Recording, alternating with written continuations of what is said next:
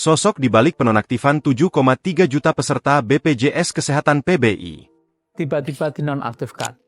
Sebetulnya BPJS bukan yang mengaktifkan atau nonaktifkan sebagai PBI. Direktur Utama Badan Penyelenggara Jaminan Sosial, BPJS, Kesehatan Ali Ghufron Mukti menyatakan, bukan pihaknya yang menonaktifkan status penerima bantuan iuran, PBI, tapi Kementerian Sosial, Kemensos. Tahukah Anda, beberapa orang yang biasa PBI tiba-tiba dinonaktifkan? Sebetulnya BPJS bukan yang mengaktifkan atau menonaktifkan sebagai PBI.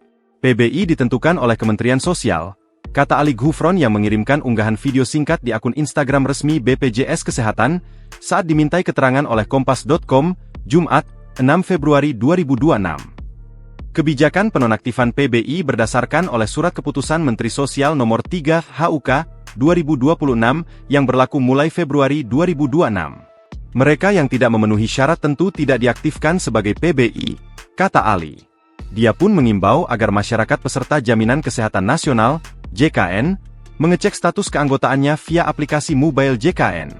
Menanggapi hal tersebut Menteri Sosial, Mensos, Saifullah Yusuf atau Gus Ipul menuturkan, rumah sakit berisiko tinggi terkena sanksi administratif hingga pencabutan izin apabila menolak pasien BPJS Kesehatan. Ya mestinya disangsi oleh BPJS dong.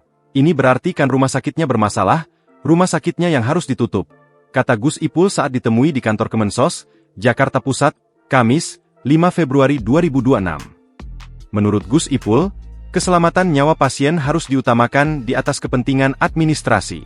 Sebab, hal ini menyangkut etika rumah sakit. Ia memastikan, pemerintah akan sepenuhnya bertanggung jawab soal masalah administrasi pasien. Ya jadi menurut saya rumah sakit itu harusnya tidak menolak pasien.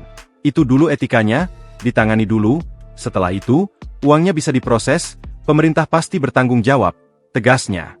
Dirangkum dari Kemensos Go.id, Gus Ipul lahir di Pasuruan, Jawa Timur, pada 28 Agustus 1964 silam. Gus Ipul merupakan putra dari pasangan Ahmad Yusuf Holil dan Jolicha Hasbulo. Dirinya juga cicit Bisri Syansuri, kakek Presiden keempat RI Abdurrahman Wahid alias Gus Dur. Sedangkan pendidikan terakhir Gus Ipul S1 Ilmu Sosial dan Politik, Universitas Nasional Jakarta lulus pada 1985. Sejak muda, ia sudah aktif berorganisasi. Pada 1992 hingga 1995, Gus Ipul dipercaya sebagai Ketua Pimpinan Pusat, Ikatan Pelajar Nahdlatul Ulama, IPNU. Di tahun yang sama diri tercatat sebagai wartawan tabloid Detik. Selesai dengan jabatan di IPNU, Gus Ipul terpilih menjadi Ketua Umum Gerakan Pemuda Ansor. Ia duduk di kursi nomor 1 Pemuda Ansor di periode 1999 hingga 2010. Gus Ipul mulai naik ke panggung politik saat menjadi anggota DPR pada 1999.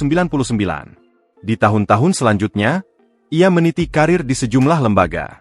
Ia pernah menjadi Komisaris Bank Rakyat Indonesia, Wali Kota Pasuruan, hingga 2 kali menjadi menteri. Gus Ipul jadi Menteri Negara Pembangunan Daerah Tertinggal pada 2004-2007. Sementara jabatan Menteri Sosial ia emban sejak Oktober 2024. Download Tribun X sekarang, menghadirkan lokal menjadi Indonesia.